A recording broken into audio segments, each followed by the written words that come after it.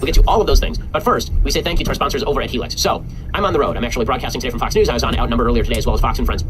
And I did not sleep great. One of the reasons I did not sleep great is because I was not on my Helix sleep mattress. My Helix sleep mattress at home is the only place that I can sleep comfortably. They have ruined sleep for me everywhere else. Helix Sleep offers something that doesn't exist anywhere else. A mattress personalized to your unique preferences and sleeping style that will not set you back thousands of dollars. Go to helixsleep.com/Ben. Take their simple 2 to 3 minute sleep quiz. They'll build a custom mattress that will be the best thing you have ever slept on. For couples, they'll even personalize each side of the mattress. It is less expensive than if you go to a mattress store and buy a comparable mattress. It's great. It arrives in your mail. You unpack the box, and then it inflates right in front of you because it's a foam mattress. You pop it on your bed, you're ready to go, and you can try it for 100 nights. If you don't love it, they'll pick it up and refund you in full. Go to helixsleep.com/Ben right now. That's helixsleep.com/Ben right now. You get $50 off toward your custom mattress. That's helixsleep.com/Ben for $50 off your order. Again, helixsleep.com/Ben. Use that /Ben so that they know that we sent you and get $50 off your order. Okay, so we begin today with a general observation. Sexual harassment is apparently everywhere. This is sort of a shocking story that went completely under the radar yesterday. But there's a Democratic woman named Jackie Spires. She's a congresswoman on the Hill. And she, in an interview yesterday on MSNBC, she said there are 2 members of the House who have been hit with serious sexual harassment allegations. She says the House, over the past several years, has paid out $15 million in sexual harassment claims. That's your taxpayer dollars and mine, paying off women for guys who can't keep their grubby hands off. So here's what Jackie Spires had to say. Now, we do know that there's about $15 million that has been paid out by the House on behalf of harassers in the last 10 to 15 years. $15 million has been paid out over sexual harassment claims, so obviously more than one member of Congress. Do you know how many over time that is? I know that some of them are former members now. I don't really know. Okay, that's a lot of money. It's a serious amount of money. And if we're all going to go nuts over Bill O'Reilly's alleged $32 million settlement on sexual harassment, $15 million is a lot of money. This is why Paul Ryan, the Speaker of the House, has now come out and said that we need to have mandatory harassment training in Congress. First of all, I'm shocked that they didn't have mandatory harassment training before. Like pretty much every major company that I've worked at has had to have some sort of form of HR training, including you watch a sexual harassment tape, one of these dumb tapes from the 80s where they show you that you're not allowed to grab a woman's butt, which you should have known since you're not a jerk. But in any case, Paul Ryan comes out, he says, we need mandatory harassment training. Today's hearing was another important step in our efforts to combat sexual harassment and ensure a safe workplace. I want to especially thank my colleagues who shared their stories. Going forward, the House will adopt a policy of mandatory anti-harassment and anti-discrimination training for all members and staff. Our goal is not only to raise awareness, but also make abundantly clear that harassment in any form has no place in this institution. So I'm not a general fan of anti-harassment training. I don't think that harassers stop harassing because of this. Harassers stop harassing when they feel there are consequences. Mark Levin has suggested that Speaker Ryan and Senator Mitch McConnell should step down from their positions if they've been covering up sexual harassment. I think that's a little bit much, but I do think that they should be coming forward with names and naming and shaming sexual harassers if the allegations are credible. Seems to me the best way of going about alleviating this particular problem rather than paying out my money. To State Route 170 South, Hollywood. Indoors from our wallets so that some sexually predatorial congressperson can get his rocks off. It's not just in Congress. This is one of the worst kept secrets in Congress, by the way, is the amount of drunken lechery that happens in Congress is really quite astonishing. It's been true for pretty much centuries at this point. Also, the fallout in Hollywood continues. More sexual harassment in Hollywood. So Jon Stewart comes out and he says, I was just stunned to learn about the revelations about Louis C.K. Here's the estimable John Leibowitz. Stunned, I think. You give your friends a benefit of the doubt. I tried to think of it in terms of, I've had friends who have compulsions and who have done things, gambling or drinking or drugs, and we've lost some of them. Some of them have died. And you always find yourself back to a moment of, did I miss something? Could I have done more? Continue straight for 13 minutes to State Route 170 South, Hollywood. We all could have is a way of saying I couldn't have, you could have. The answer is yes, John Stewart. In 3.2 miles. A specific question in 2016. Stay to the left to I-5 South, Los Angeles. Hollywood who are continuing to get away with it. George Takei, as you recall, he made a statement on Howard Stern's show in which he openly admitted to grabbing men by their penises, men who were skittish, to encourage them in their proclivities. And here was his original audio. I want to play that, and then I want to show you what he said in his statement, and people are letting him off the hook for this. Did you ever grab anyone against their will? Oh no! Well, they were different times. You never sexually harassed anyone. Hey, boner. Have you? Oh my goodness! You got such a beautiful. Sure. It's some people that are kind of skittish, right? Or maybe afraid, and you're trying to persuade. But do we need to call the police? The answer is yes, you need to call the police. Here was George Takei's statement that came out on Monday. Quote, many have raised concern over a back and forth between Howard Stern and myself, where we joked about me touching men during my Star Trek days 50 years ago. Well, first of all, it didn't sound like that was your Star Trek days. It sounds like it's a pretty consistent question. Out of context, I agree that the joke was distasteful, and I'm very sorry he and I made fun out of a serious matter. For decades, I've played the part of a naughty gay grandpa when I visit Howard's show, a caricature I now regret. But I want to be clear, I've never forced myself upon someone during a date. Sometimes my dates were the initiator, sometimes I was. It was always by mutual consent. I see now that it has come across poorly in the awkward sketch. That is not a sketch, okay? You heard the audio yourself, but George Takei will get away with it. He like Kevin Spacey is choosing to live as a gay man, I guess, and so he'll get away with it. Meanwhile, there's a story from the Huffington Post that sexual harassment was tolerated on a routine basis over at Huffington Post. This is from Gizmodo.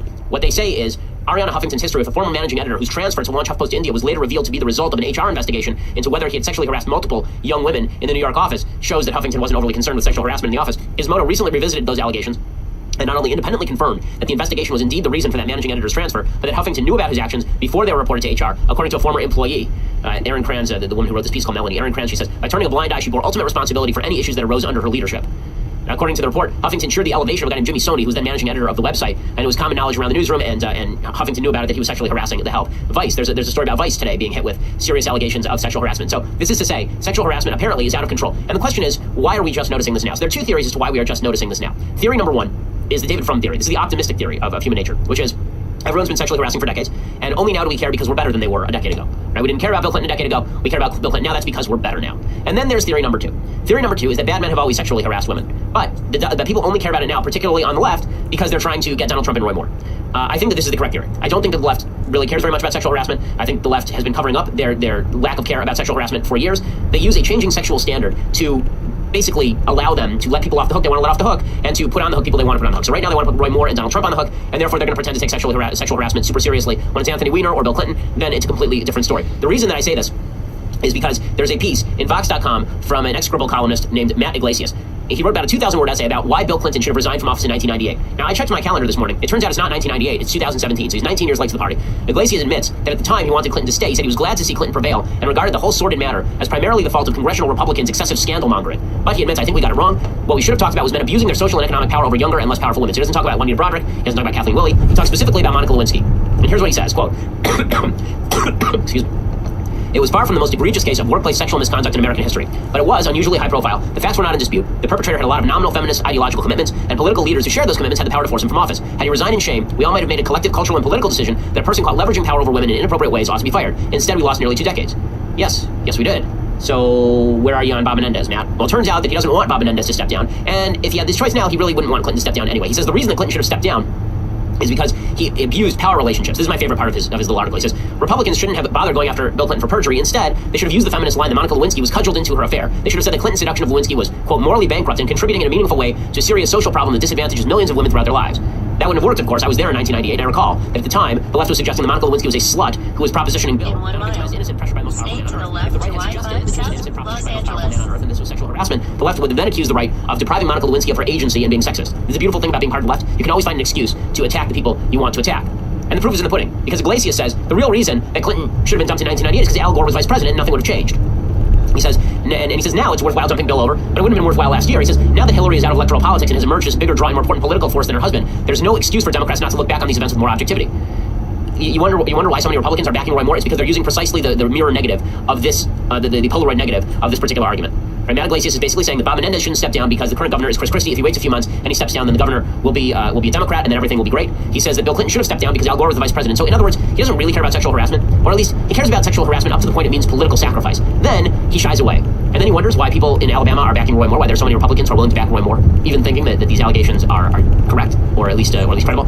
So I want to talk a little bit more about this. But first, I want to say thank you to our sponsors over at My Patriot Supply. So if you're trying to get prepared for an emergency and you're looking around your house and figuring, okay, there could be a natural disaster, God forbid a terrorist attack, a crime wave, whatever it is that requires you to stay inside for a period of a couple of days without going to the grocery store, well, that's what My Patriot Supply is for. Okay, there's a reason that FEMA recommends 3 days of emergency supplies, and you may need more than that. And that's why you should get your 102 serving survival food kit for only $99. It includes breakfast, lunches, and dinners. It is shipped to your home for free, again, for 102 servings. That means that if you have 4 members of your family, then you're going to be getting 25 meals per person, basically. It's 102 servings. Order a kit for yourself right now. Call 888-803-1413. Go online to preparewithben.com. The emergency food lasts up to 25 years in storage. My Patriot Supply to the people you can trust. Folks around the office who tasted their food, they say it tastes like home cooking. And again, you buy it once, stick it in the closet, forget about it, and then one day you need it. You were prepared. The guy next door wasn't. That's why you need to go to 888-803-1413. Give them a call.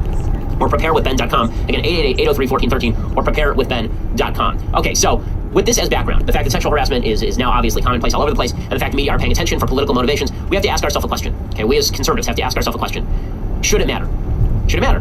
Now, we've been asking this question for the last several days. I've suggested that it absolutely should matter whether Roy Moore was molesting 14 or 16-year-olds or whether there are credible allegations that he is doing so. But there are a lot of people who are saying, listen, the left is politically motivated. If this were leftist, they wouldn't be doing the same thing. The Washington Post might not have even reported this story if it were about Doug Jones as opposed to Roy Moore. So why should we deprive ourselves of ascendancy in order to show the world what gentlemen we are? Which is a fine and solid question. There are basically 3 ways that this can go from here, okay? And 2 of those ways don't involve depriving yourself of the ascendancy. Way number 1 is the worst. That is Moore stays on the ballot and splits votes, and Doug Jones ends up in the Senate. That is politically speaking for the Republicans the worst, because when they have 51 votes in the Senate, it's very difficult for them to pass legislation with 52, let alone 51. It means that Lisa Murkowski and John McCain, or Susan Collins and John McCain, 2 senators can basically stymie the rest of the Republican agenda for the next couple of years at the very least.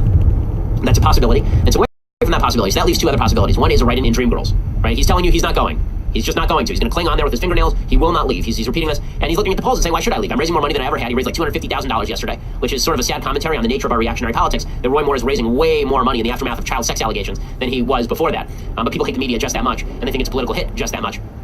So he stays in. They split the vote. Doug Jones wins. Possibility number 2 is that there is a write-in candidacy for Jeff Sessions. Jeff Sessions would be the best pick. He won 96% of the vote in the last Alabama Senate race. You put Luther Strange in the write-in, it's not going to help. Put Luther Strange in the write-in, and that's going to be a serious problem because Luther Strange couldn't even win a primary against Roy Moore. There have been people suggesting that Richard Burr, who's the current senator of Alabama, should step down and then run for the open seat as a write-in candidate, and then his seat will come up with for a special election. That's a possibility too. In other words, using some sort of machination to prevent Moore from being elected. That'd be the best. But the most plausible solution, and the most plausible outcome here, is that Moore actually gets elected. The Moore stays in, the Moore wins the election, and then Republicans in Congress. One of the most amazing holistic doctors in the world, and we're so excited to be working with him. So we're going to be providing course content to you every single month. There'll be live mastermind Q&A calls. There'll be a community forum. If you guys want to take your health to new levels that you never thought possible, or if you're currently dealing with some kind of health condition, get the roadmap, get the blueprint, get the protocols to get out of that situation at theextremehealthacademy.com.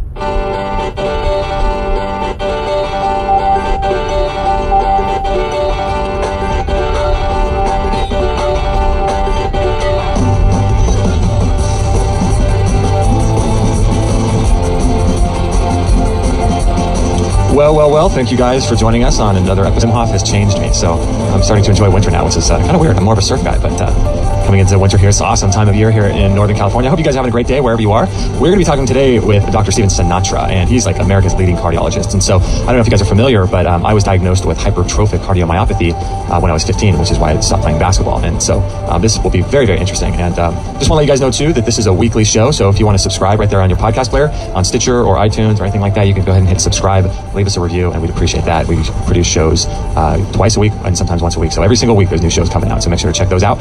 Today we got Dr. Steven Sinatra, and he's a highly respected and sought-after cardiologist. He's been at this for about 35 years. He's a fellow at the American College of Cardiology, as well as the American College of Nutrition. Peter Schiff. Anxieties are rising over the fate of the tax cuts, which so many investors are putting so much expectation into. And I've gone over many times on this podcast why I do not believe the tax cuts are going to help the economy. I mean, tax cuts are good for the economy to the extent that they reflect a smaller government, right? If you are going to make government smaller and government is going to be less of a burden on the economy, if government is going to take fewer resources out of the economy, freeing those resources up for the private sector. If you're lowering people's taxes because you relieve them of the responsibility of paying for a larger government, that is a big positive. Anytime we can take resources out of the government sector and put them back into the private sector, those resources will be used more efficiently and more productively, and the economy will be better off. But if we simply cut taxes, but allow government to get bigger and bigger, that is not good for the economy because we haven't diminished the size of government or the amount of resources it is consuming. All that's happening is the government has to find an alternative source of paying for the resources it is using. And if it's not going to collect it through taxes, well, it's going to have to borrow it. It's going to have to print it. And those other ways of sucking up those resources do more economic damage than what otherwise would have been the case if they had just left taxes alone. So everybody is wrong in believing that these tax cuts are going to be good for the economy. They are not going to be good for the economy, and they're certainly not going to be good for the dollar. They are the exact